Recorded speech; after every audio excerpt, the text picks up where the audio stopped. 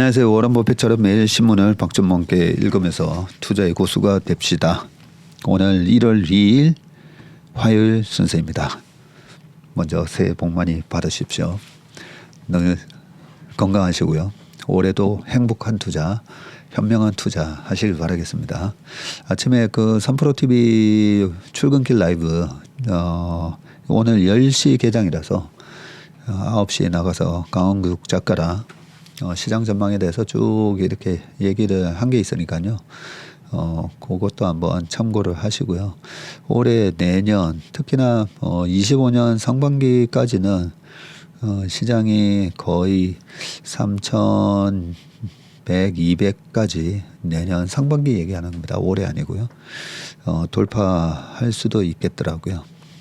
어젯밤에도 거의 새벽 1시에 퇴근한 것 같은데요.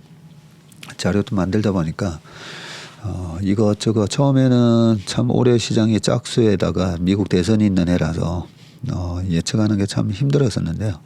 공부를 하다 보니까 시장이 어느 정도 눈에 보이더라고요. 그래서 올해도 너무 막 이렇게 급하게 쫓아가시지 않으셔도 되고 얼마든지 올해 내년 상반기까지 계속 기회가 있는 장이라고 생각합니다.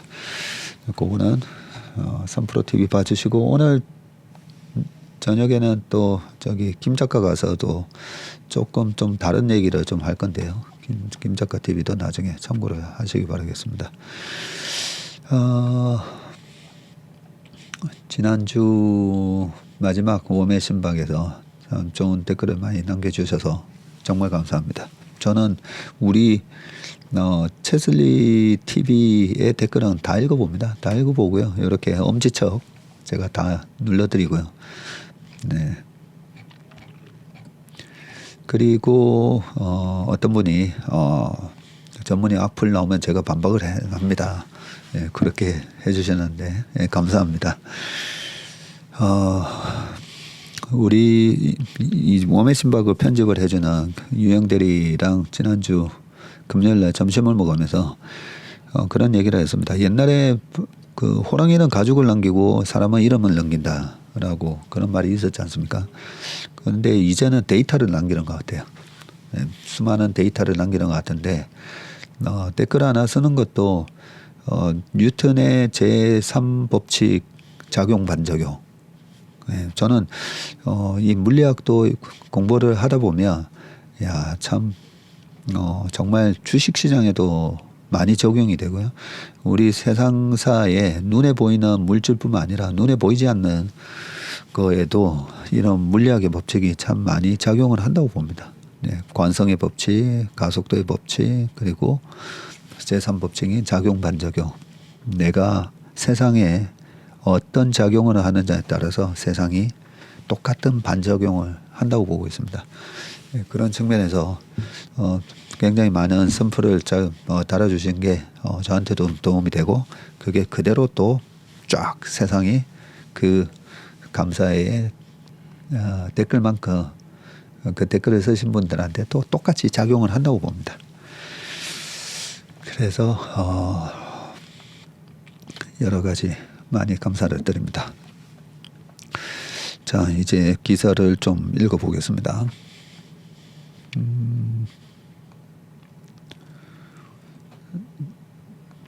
오늘은 월요일이 아닙니다. 화요일입니다. 화요일이기 때문에 화요일은 매일경제신문이고요.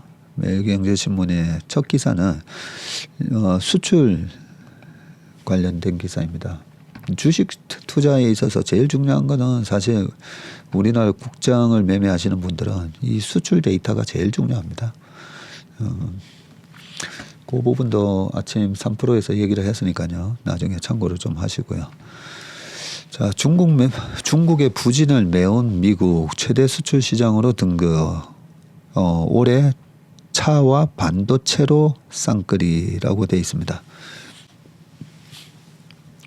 한국 무역이 21년 만에 지각 변동, 역대 최대 자동차 수출에 힘입어서 작년 12월에는 대미 수출액이 113억 달러였네요. 대중무역 수지는 31년 만에 적자였군요. 2차전지 소재 수입 증가에 영향을 받았다고 합니다. 친환경 선박 발주 크게 늘고 있어서 조선 수주 행진도 이어질 것이다 라고 되어 있습니다. 지역별 수출 비중 보니까요. 야, 중국이 거의 28%까지 갔었었는데 지금 19.7%가 됐고요. 미국이 18.3%, 야, 1.4% 포인트 차이다, 그죠? 그리고 아세안이 17.3%, 그리고 EU가 10.8밖에 안 되네요. 근데 다행스러운 거는 EU가 계속 올라오고 미국도 계속 이렇게 올라가고 있네요. 그리고 무역 수지도 작년 6월 달에 무역 수지 흑자가 난 이후로 6, 7, 8, 9, 10, 11, 12 계속 무역 수지가 계속 늘어나고 있습니다.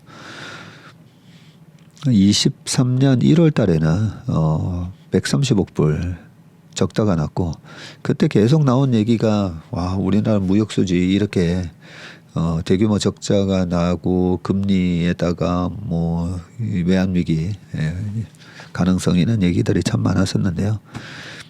우리나라 수출 기업들의 경쟁력을 보면 참 대단한 것 같습니다. 자, 지난해는 전 세계 공급망이 급속히 재편되면서 한국 수출의 지형도가 크게 바뀐 해였다고 합니다. 특히 지난달부터는 미국이 중국을 제치고 한국의 최대 수출국으로 떠올랐고요. 2023년 이후 20여 년 만에 처음 있는 일인데 또 미국은 21년 만에 한국의 최대 무역 수지 흑자국이 됐습니다.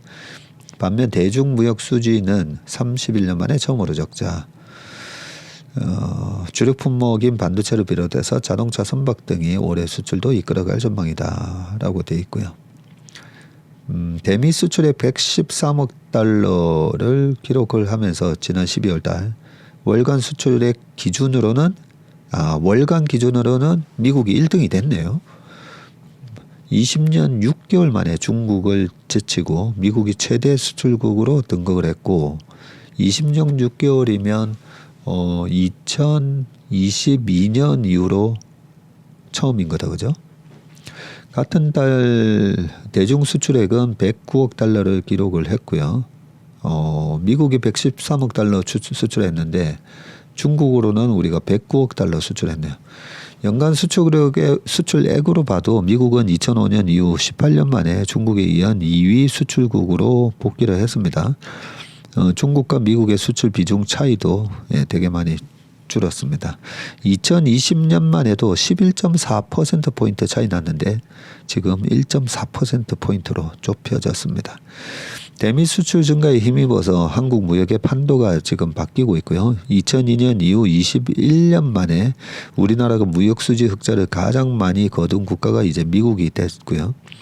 산업부에 따르면 지난해 대미 무역 수지는 445억 달러 흑자를 냈네요. 작년 한 해만 거의 한 50조가 넘는 돈을 미국으로부터 우리가 벌었습니다. 자동차 수출이 뒷받침함 덕분이고요. 자동차 수출은 지난해에 708억 7천만 달러를 기록하면서 역대 최대 실적을 냈습니다. 야, 엄청난 수출을 했네요. 한국자동차 모빌리티 산업협회에 따르면 지난해 11월까지 국산 자동차의 미국 수출 물량이 117만 2,600대 이렇게 됐고요. 반면 대중무역 수지가 31년 만에 적자로 돌아섰는데 대중교역에서 180억 달러 적자를 기록했습니다. 20조 이상 손실봤네요. 경기 둔화로 중국 내수가 위축된다다가 중국이 중간재 독립의 속도를 낸 결과로 분석이 되고요. 스마트폰과 PC를 비롯한 IT 업황 부진으로 최대 수출 품목인 반도체 단가가 하락한 점도 영향을 미쳤습니다. 거꾸로 2차 전지 산업이 커지면서 한국이 중국에서 사오는 상품이 많아졌는데 작년 상반기에 수산화 리튬, 황산 니켈, 황산 코발트 전구체를 비롯한 주요 2차 전지 소재의 대중국 의존도가 각각 82, 72, 100, 97.4 이렇게 달합니다. 황산 코발트가 100%, 전구체가 97.4%. 올해도 자동차 조선 수출이 꾸준히 증가할 것으로 예상이 되는데 자동차 수출이 늘면서 현대글로비스는 지난해 10월 조단위 투자 계획을 내놨네요. 2조 4,900억 원을 투입을 해서 LNG 이중 연료 추진 엔진 자동차선 PCTC 12척을 확보하겠다는 것입니다. 이 선박에는 소형차를 1,800대를 실을 수가 있다고 하네요. 현대글로비스가 운영하는 자동차선이 82척이나 되네요. 12척을 신규 투입을 이례적인 큰 규모다. 현재 82척이나 있는데도 12척을 신규 투입한다라고 되어 있습니다. 배경에는 현대기아의 수출 물량이 지난해 11월까지 이미 200만 대를 넘어서면서 팬데믹 이전 수준을 회복했고 올해 수출 역시 작년 수치를 뛰어넘을 것이라는 기대감이 있습니다. 올해 세계 자동차 수요가 전년보다는 4.1% 증가할 것으로 전망을 하고 있네요. K조선의 수출 행진도 계속될 전망인데 지난해 선박 수출은 전년보다 21% 증가했네요. 올해는 조선사가 22년 수주한 물량이 선주사에 인도가 돼서 수출 실적이 본격적으로 이제 반영이 됩니다. 22년은 국내 조선업체가 전 세계 발주량의 37%에 해당하는 453억 달러, 약 59조 원 규모의 선박을 수주를 해가지고요. 2018년 이후 최대 점유율을 기록을 했습니다. 조선업계 관계자는 22년 LNG 운반선 신조 발주가 급증을 하고 신조 성과 역시 상승세를 보였던 것이 실적에 반영이 된다면서 친환경 선박 발주 수요도 증가할 것이라고 말을 했습니다. 수출 주력 품목인 반도체 수출도 본격적인 회복세에 들어설 전망인데 AI 발전으로 HBM을 비롯한 차세대 반도체 수요가 높아지고요. 하이닉스는 지난해 10월 컨퍼런스 콜에서 24년 HBM3와 HBM3E 생산량이 모두 매진했고 고객 추가 문의도 들어오고 있다고 그렇게 얘기하네요. 24년 물량이 다 매진이 된 상황이었군요. 네. 올해는 조선도 그동안에 조선에 물려 계신 분들도 아마 좀 많으실 건데 22년에 수주를 했기 때문에 원자재 가격이 되게 높을 때 수주를 했었으니까 이번에 항상 이제 조선이 늘 어닝 쇼크가 나오다 보니까 좀 무섭잖아요. 이거 계속 양치기소년 같은 그런 느낌을 받다 보니까 진짜 늑대가 오는가 그런 부분인데 22년에 수주한 물량이 올해부터 이제 인도된다고 하니까 드디어 늑대가 오는 게 아닌가 그런 생각도 들긴 합니다.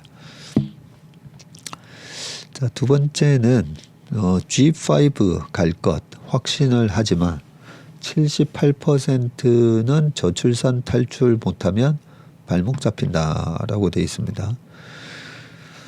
국민들이 인구 충격이 본격화하는 올해가 한국이 온전한 선진국으로 도약할지 중진국 나락으로 떨어질지 가늠할 분기점이 될 것이라고 보고 있는데요.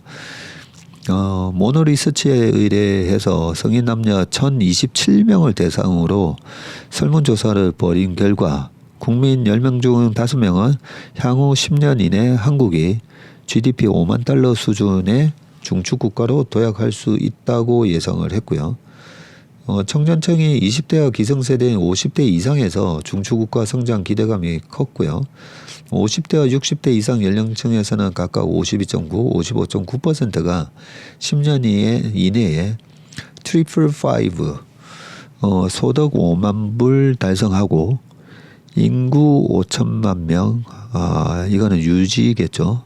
그리고 주요 5개국 G5 국가로 이렇게 또 발돋움할 수 있을 것이라고 내다봤는데 20대도 44.8%나 그렇게 긍정적으로 대답을 했네요.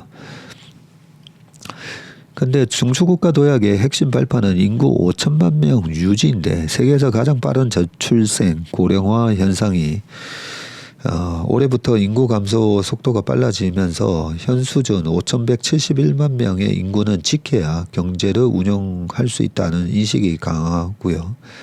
현재 합계 출산율이 0.7명이지 않습니까? 그죠? 여성 한 명이 평생 낳을 것으로 예상되는 출생아 수입니다. 이 합계 출산율이 반등하지 않으면 9년 뒤인 2033년부터 인구가 5천만 명이 무너지면서 4,981만 명이 될 수 있다고 합니다. 인구가 붕괴 때는 한국은 중추국가로 도약하는 게 아니라 거꾸로 중진국으로 떨어질 위험이 좀 크고요. 국민들은 저성장의 최대 원인으로 저출생, 고령화 현상을 지목을 했습니다. 국민 67.7%는 현 구조에서 탈출하지 못하면 10년 뒤에 한국의 GDP가 세계 16위 이하로 밀릴 것으로 내다봤고요. 지난해 GDP 13위를 기록하면서 선진국 문턱을 밟았던 데서 크게 퇴보하는 것이다 라고 되어 있습니다.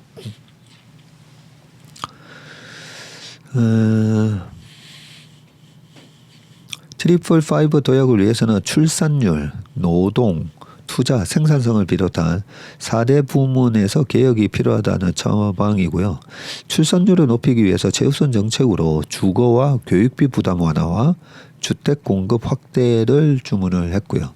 시간제 일자리를 늘리고 근로시간을 유연화할 필요가 있다는 응답이 뒤를 이었습니다. 네.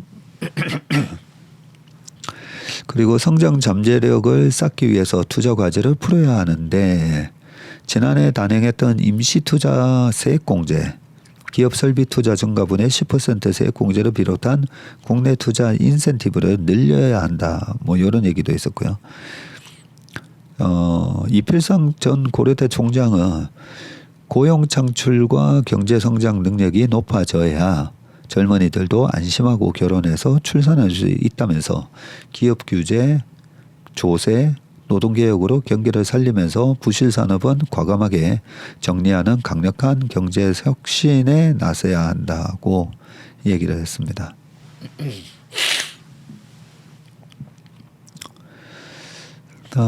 추경호 전 경제부총리는 한국은 이제 막 선진국 반열에 진입한 상태인데 선진국이 된 상황에서는 노조를 포함한 각 부문이 기득권화되어 있어서 변화를 이뤄내기 어렵다. 기득권을 개혁해서 혁신 동력을 찾아내고 생산성을 높여나가느냐에 미래가 달려있다라고 합니다. 네, 이제 막 선진국 반열에 진입한 게 아니라 이미 선진국에 깊숙이 쑥 들어와 있죠. 들어와 있는데 좀 아이들 좀 많이 나오면 좋을 것 같은데 너무 진짜 0.7명이니까 참 이 부분에 대한 개선이 필요한데 참 먹고 살기가 좀 힘들긴 해요. 그죠? 네. 아무튼 저출산 탈출 못하면 발목 잡힌다. 네, 이렇게 되어 있습니다. 네이버가 인간을 닮은 로봇 눈 3D 비전 모델 상반기 적용한다라고 되어 있습니다. 뭐 네이버가 이런 것도 하나 싶긴 한데요. 경기도 성남시 분당구에 위치한 네이버 신사옥 1784 이곳에서는 매일 오후 루키로 불리는 배달 로봇 수십 대가 임무를 수행하는데 직원들이 주문한 물건을 로봇이 자리에 가져다주는 시스템이네요. 몸통에 택배, 음료, 음식 등을 실은 루키가 로봇 전용 엘리베이터, 로봇포트라고 하네요. 이거를 타고 지상 2층부터 27층까지 활보하면서 직원 자리로 배달을 한다고 합니다. 네이버의 다음 목표는 사람이 붐비고 장애물이 즐비한 일반적인 공간에서도 로봇이 자유롭게 다양한 임무를 수행할 수 있도록 하는 것이라고 하고요. 네이버가 로봇을 일상세계로 끌어내기 위해서 로봇의 눈을 강화하고 있는데 네이버는 글로벌 인공지능 전진 기제인 네이버 랩스 유럽이 개발한 3차원 3D 비전 파운데이션 모델 크로크를 상반기에 자사 로봇에 적용을 할 예정이고요. 1784에서 활동 중인 루키와 데이터 센터 각 3종에 위치한 3종 로봇 등 로봇 120여 대가 그 대상이라고 합니다. 크로크는 마치 사람이 두 눈으로 3차원을 인식하는 것처럼 로봇 눈을 강화하는 모델이라고 하네요.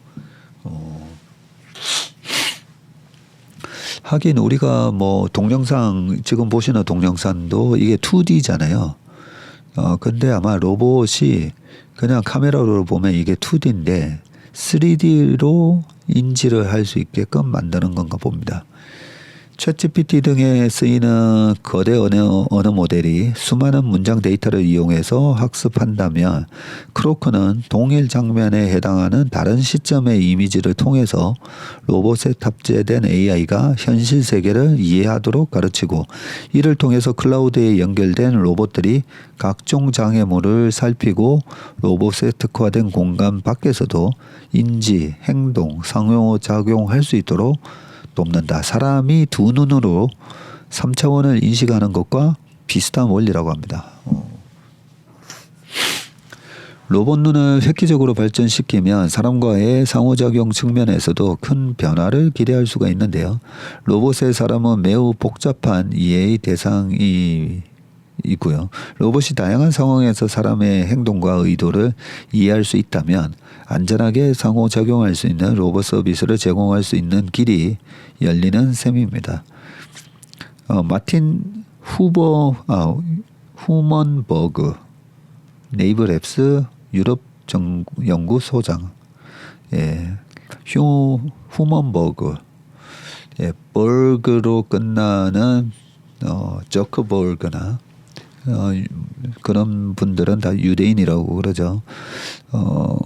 마틴 후먼버그가 파운데이션 모델을 통해서 여러 문제를 푸는 지식의 이전이 일어나고 있다면서 이러한 연쇄 반응을 통해서 미래에는 복잡한 현실 세계에서 로봇 1000대가 각기 다른 1000개의 작업을 수행할 수 있게 될 것이라고 강조를 했네요.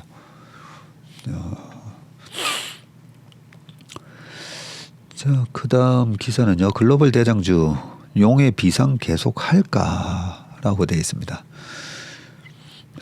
시장 전망도 중요하지만 결국은 대장주가 뭔가 그게 뭐 제일 중요하지 않겠습니까? 그죠?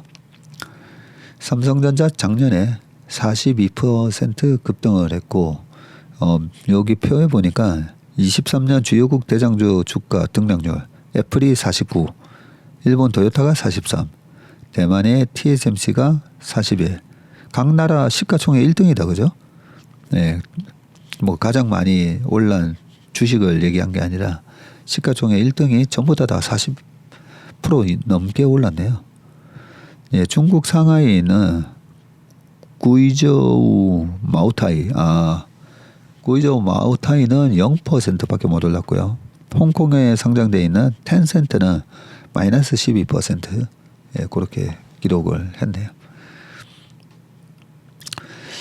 국내 증시 대장주 삼성전자가 꾸준히 상승해서 주가 8만 원 회복이 가까워진 가운데 78,500원인가 뭐 그렇게 끝났었죠. 네, 뭐 보통 연간 1,500원씩 정도 배당을 하니까 1,500원 감안하면 결국은 8만 원 뭐 넘긴 거나 마찬가지고 그 전에도 또 1,500원 받았으니까 그죠.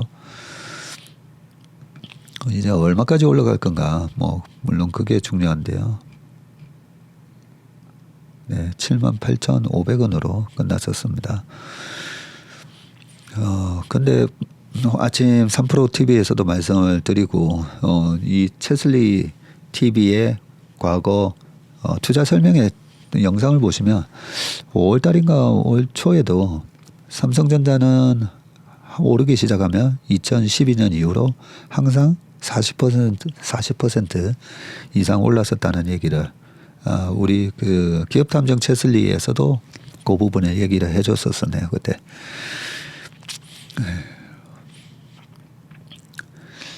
금리 상승기를 지나서 불확실성이 해소되자 투자 심리가 기지개를 켠 모양이다라고 되어 있고요.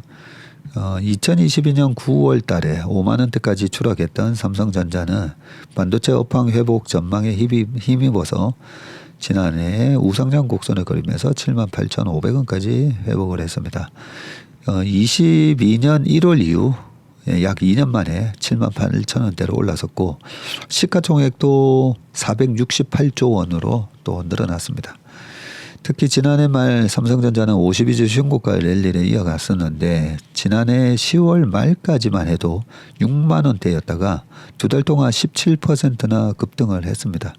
일각에서는 온디바이스 AI 시장이 연초 주도 테마로 급부상하면서 삼성전자 랠리가 이어질 것이라고 봤고요. 전자는 오늘 17일 미국 캘리포니아에서 세계 최초로 생성형 AI를 탑재한 갤럭시 S24를 공개할 예정이네요. 생성형 AI가 탑재된 갤럭시가 나오네요. 글로벌 시가총액 1위 기업 애플은 지난 한 해 49%나 올랐습니다. 대신증권은 글로벌 수요 둔화에도 불구하고 지난해 4분기에 애플이 아이폰을 7,432만 대 판매하면서 전년 대비 3.1% 늘어난 판매 실적을 보일 것이라고 그렇게 전망을 했네요. 애플 시가총액은 3조 40억 달러, 3,875조입니다. 네, 삼성전자는 468조, 애플은 3,875조. 네, 지금 코스피랑 코스닥이랑 합치면 한 2,500조 거의 가까이 되는데 우리나라 코스닥 코스피 다 합쳐도 애플 시총 안 됩니다. 미국 월가에서는 애플이 곧 시가총액 4조 달러를 달성할 것이라는 의견도 나왔다. 블룸버그에 따르면 댄 아이버스의 웨더부시 선임 주식 애널리스트는 지금부터 1년 후면 애플 시가총액이 4조 달러에 이르를 것이라고 생각한다. 24년에는 아이폰 16을 비롯한 새로운 폰들이 출시될 뿐만 아니라 AI 앱에 집중한 애플 앱스토어도 생길 것이라고 말을 했네요. 대만 증시 대장주 TSMC도 41% 올랐는데요. 시가총액이 4,883억 달러, 약 632조 원, 632조입니다. TSMC가 대만 증시 전체 시총의 20% 이상을 차지하고 도요타도 43% 올랐고요. 미국 자동차 기업 GM이 지난해 한 8% 상승한 것에 비해서는 상승폭이 아주 컸습니다. 엔화 약세가 도요타의 주가에 큰 기폭제가 됐습니다. 도요타는 4년 연속 세계 신차 판매 1위를 달성할 것으로 예상이 되고요. 11월까지만 하더라도 전 세계에서 신차 1,022만 대를 판매했고 독일 폭스바겐 그룹이 같은 기간 830만 대 팔아서 2위입니다. 그리고 현대기아차가 3등입니다. 3등. 한 750만 대. 그리고 밑에 4등이 스텔란티스. 그리고 5등, 6등, GM하고 포드는 어디 갔나. GM이 거의 한 500만 대 가까이 되고요. 포드가 한 400만 대가 안 됩니다. 그래서 GM, 포드 합치면, 요, 폭스바겐 그룹 정도 되더라고요. 폭스바겐이 GM, 포드 합쳐도 약간 더 팔긴 합니다. 거의 비슷하겠네요. 네. 그러니까 현대 기아차가 정말 대단한 거죠. 정말 대단합니다. 제가 그때가 아마 하나투신에서 주식 팀장할 때였던 것 같은데요. 그러면 5년, 6년, 7년, 8년인데 그때 어디 글로벌 IB 리포트에서 앞으로 뭐 15년 뒤에는 글로벌하게 자동차 회사들이 많이 줄어들 건데 그 5개 회사가 거의 뭐 이렇게 주도한다라고 하면서 그 살아남을 5개 회사의 5등에 현대 그룹이 있더라고요. 그래서 현대차를 저렇게 좋게 보나 했는데 작년에 현대기아차가 글로벌 3등입니다. 정말 대단하지 않습니까? 제 친구도 지금 현대차에 상무를 하고 있는데 하여튼 네, 정말 대단합니다. 홍콩 증시 대장주는 텐센트인데 작년에 12% 하락을 했는데요. 텐센트 주가는 중국 정부의 게임 규제안에 따라서 요동치는 모습이고요. 지난달 22일 중국 정부가 온라인 게이머들의 지출을 제한하는 새로운 규제안을 발표하자 텐센트 주가는 하루 만에 16% 하락을 하면서 시가총액 470억 달러, 약 61조가 줄어들기도 했다고 하네요. 상하이 증시 시가총액 1위인 고급 백주, 바이주라고 하죠. 이 백주 제조사 구이저우 마오타이는 지난해 보합이었습니다.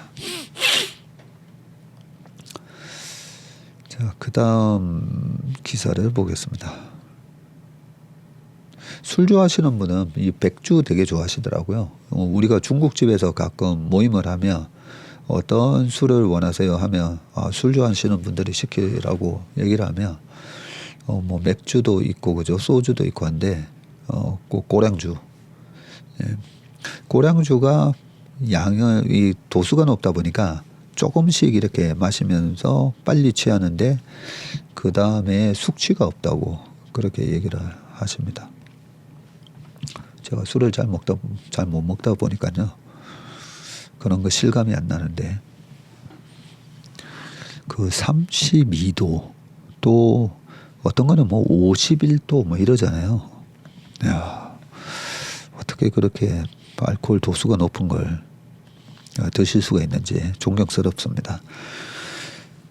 네, 그 다음은 참 그런데 아까 애플이 4조 달러를 가는데 AI가 접목이 되면서 AI 관련된 앱스토어에서 앱을 출시한다는 말이죠. 네. 아까 올해도 뭐 3, 4% 판매 대수가 증가를 한다. 뭐 이런 얘기 보면 Q가 증가를 하는데 결국은 Q 증가와 함께 P도 증가를 할 수 있는가를 봐야 되는데 P가 자세히 보시면 애플의 아이폰이 나왔던 2007년도에 그 가격을 생각해 보면 계속 올라가고 있습니다. 그죠?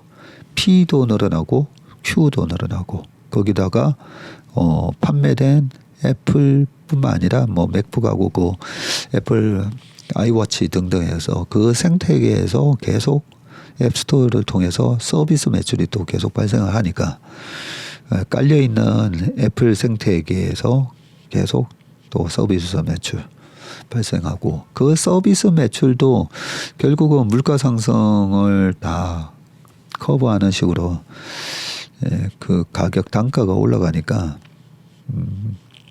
4조 달러 언제는 가겠지만 그게 당장 아까 올해인가요? 내년에 된다고 하니까 실제 그렇게 될지 그러면 시총이 얼마입니까? 뭐 1,300원 곱하면 시총이 5조 5천억인가요? 5조 4천억. 5조 4천억이 아니라 5천조. 예. 그러니까 5천조가 넘어가는 거죠. 1,200원을 곱해주면 딱 5천조가 되는 건데 참 대단합니다. 해외 점포 1,000개 넘긴 K 편의점 중앙아시아 본격 공략한다라고 돼 있습니다. 편의점 하면 그냥 내수 유통업체 하지만 예전에 백화점이 1등이었다가 유통으로는 이제 1등 국내 1등 네, 그렇게 기억이 되긴 한데 아무래도 인구가 줄어들고 뭐 그러면 내수 1등이 뭐 하겠습니까? 인구가 줄어드는데 그죠? 그렇게 생각을 했는데 편의점이 해외 영토를 빠른 속도로 확장하고 있다. 이렇게 되어 있으니까 한번 읽어봐야 되겠습니다. K-팝, K-무비, K-푸드를 향한 관심이 K-유통으로 넓어지는 모양새인데 편의점이 몽골, 말레이시아, 베트남 등에서 한국 음식을 중심으로 성공을 거둔 데 이어서 쿠팡과 몰테일 등 플랫폼 업체는 해외 직판을 통해서 한국 공산품의 저력을 알리고 있다라고 합니다. 1일 BJF 리테일 그리고 GS 리테일, 이마트24 등 국내 편의점들이 해외에 설치한 점포는 지난해 말 기준에서 총 1,054개이고요. 이는 전년 말 769개에서 1년 만에 37%나 급증을 했네요. 1년 만에 37%나 급증을 했단 말이죠. 2018년 BGF 리테일의 CU, BGF 리테일이 CU고 GS 리테일은 GS25 등 편의점 양강이 각각 몽골과 베트남 사업을 시작한 이래 5년 만에 거둔 성과다.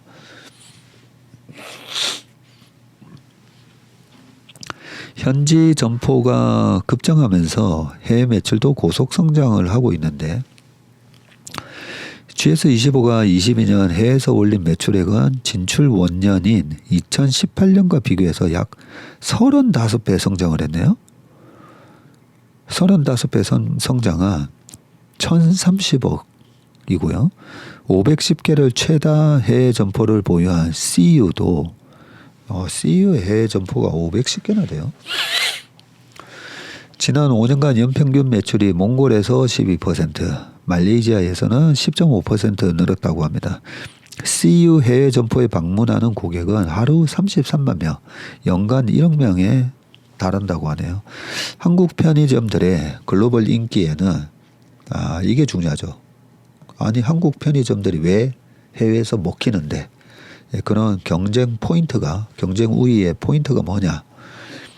글로벌 인기인 K푸드의 힘이 결정적 역할을 한 것으로 분석이 된답니다. CU 해외 점포의 전체 매출 가운데 한국 상품 비중은 무려 50% 이상을 차지하고요. 편의점이 단순히 현지 상품을 유통하는 것을 넘어서 국내 상품을 해외에 소개하는 교두보 역할을 하는 셈인데 말레이시아에 있는 CU에서는 매출 상위 1위에서 10위 상품 중에 7개가 K핫 닭강정과 로제 떡볶이, K치즈 콘도그, 핫도그를 약간 변형한 것 같습니다. 이런 한국 식품이라고 하고요. 이수정 부천대 식용과 교수는 한류 문화가 K푸드의 인식을 완전히 바꿨다고 말을 합니다. 이 교수는 해외에서 한국의 치맥 문화가 인기를 끌면서 닭고기를 튀긴 후 졸여 먹는 닭강정 같은 생소한 요리가 편의점을 통해서 인기를 얻고 있다고 했고요. 한국 편의점의 해외 시장 개척은 올해도 계속됩니다. 상반기에는 카자흐스탄에서 CU 1호점 개점이 예정돼 있고 몽골에서 거둔 성공을 중앙아시아에서도 이어서 나아가겠다는 보석인데 카자흐스탄 시장에 진출하는 것은 세계 편의점 업계 가운데 최초라고 합니다. 이마트24는 업계 최초로 캄보디아에 깃발을 꽂았네요. 상반기 중 1호점을 연 후에 5년 내에 매장을 100개까지 순차적으로 확대해 나간다는 계획을 짜고 있습니다.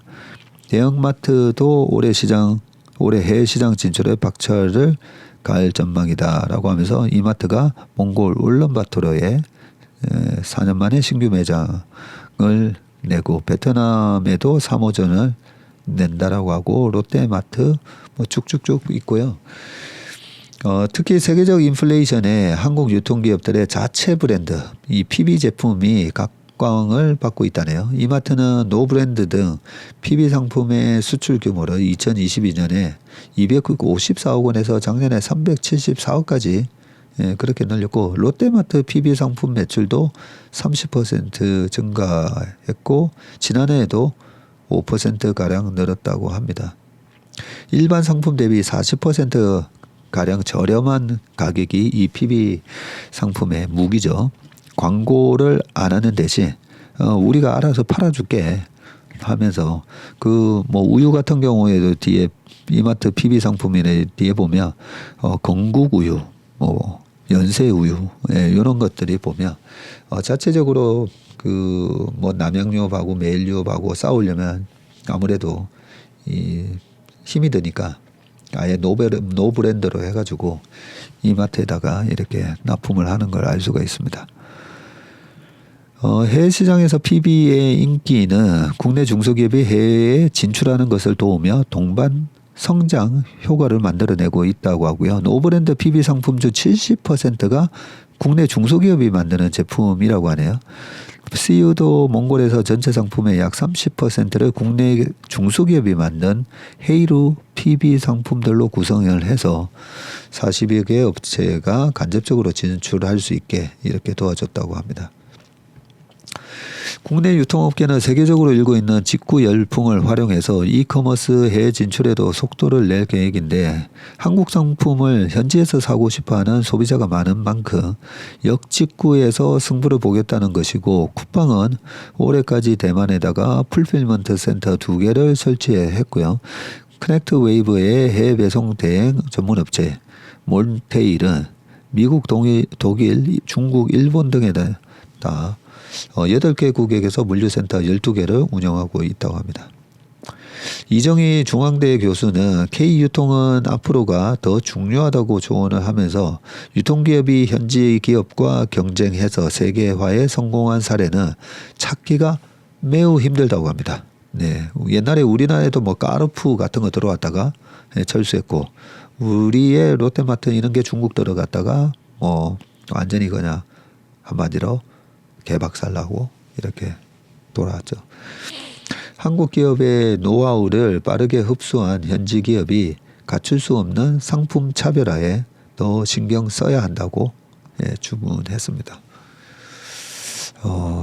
항상 뭔가를 이렇게 기업 분석을 하다 보면 매칭되는 그런 기업을 떠올리는 게 중요하다라고 말씀을 드리는데 약간 우리나라 이 편의점이 한국의 약간 올리브영 같은 역할을 하는구나라는 생각이 잠시 들었습니다.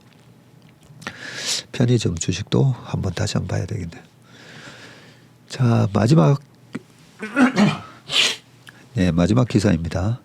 압구정 한남 여의도 알짜 수주전 시동을 걸었다라는 얘기고요.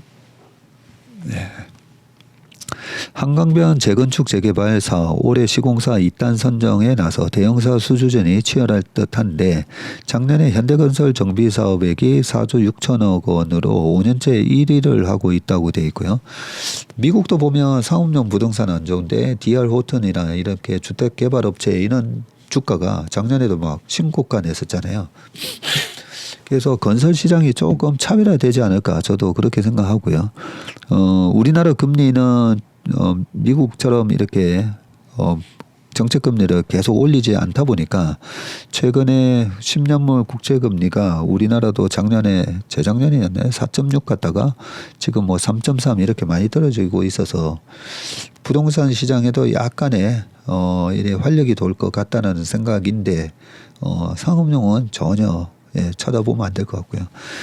주택 시장이 이렇게 살아난다면 아무래도 이쪽 부분에 익스포저가 높은 그런 건설사들이 괜찮지 않을까라는 생각도 살짝 드는데요. 현대건설이 연말까지 치열한 경쟁 끝에 포스코 ENC를 제치고 2023년 도시정비사업 분야에서 수주 1위를 달성을 했네요. 올해 대형 건설사들의 수주전이 한층 더 뜨거울 예정인데 서울 강남구 압구정, 용산구 한남, 그리고 영등포구 여의도 여기네요. 주요 정비사업장이 시공사 선정에 나설 예정이기 때문이라고 하네요. 올해 다 시공사 선정이 있군요. 현대건설은 지난해 도시정비사업 분야에서 누적 수주액 1등을 세웠는데 작년 1월에 경기 고양 일산 강선마을 14단지 리모델링 사업 수주를 시작으로 전국 11곳에서 수주 실적을 보였었군요. 네. 올해는 대한민국 대표 부천의 압구정 재건축 사업을 수주하는 데 총력을 기울일 것이다 라고 돼 있고 압구정 2에서 5구역이 정비계획 수립 단계에 있어서 올해 하반기에는 시공사 선정에 나설 것이 가능성이 높다라고 돼 있고요. 포스코 ENC가 작년 도시정비사업 분야에서 4조 6천억을 기록하면서 대우건설을 누르고 경기 안산 주공 6단지도 그때 따냈었다고 하네요. 지난달 23일. 덕분에 누적 수주액이 4조 5천억 원을 돌파해서 업계 1위 달성이 예상됐지만 막판에 현대건설의 막판 스퍼트로 2등이 됐는데 야, 130억 차이로 2등이었네요. 포스코 ENC가 이렇게 잘했나요? 업계에서는 후발주자로 꼽혔는데 작년에는 업계의 전통 강자들과 경쟁하면서 적극적인 수주에 나섰고 재건축 사업이 3건, 재개발 사업이 7건, 리모델링 사업 6건의 시공을 맡게 됐다고 합니다. 특히 서초구 방배 신동아 아파트 재건축 사업을 수주한 게 주목이 된다고 하고요. 하이엔드 브랜드인 OTL을 재작년 론칭을 하고 강남권 주요 사업지를 공략한 전략이 통했기 때문이라고 합니다. 여기 표가 쭉 나오네요. 작년 주요 건설사 정비사업 수주액 3등은 DLENC, 옛날에 대림산업이고요. 그 다음이 삼성물산, 대우건설, GS건설, 현대엔지니어링, SK에코플랜트, 롯데건설, 호방건설 빵이네요. 네. 뭐 요 밑에는 읽어보시면 될 것 같습니다. 네, 오늘 웜의 신박은 여기까지 하겠습니다.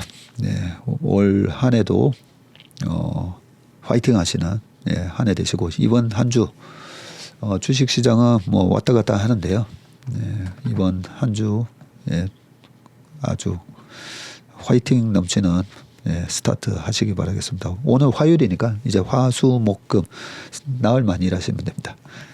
네, 고맙습니다.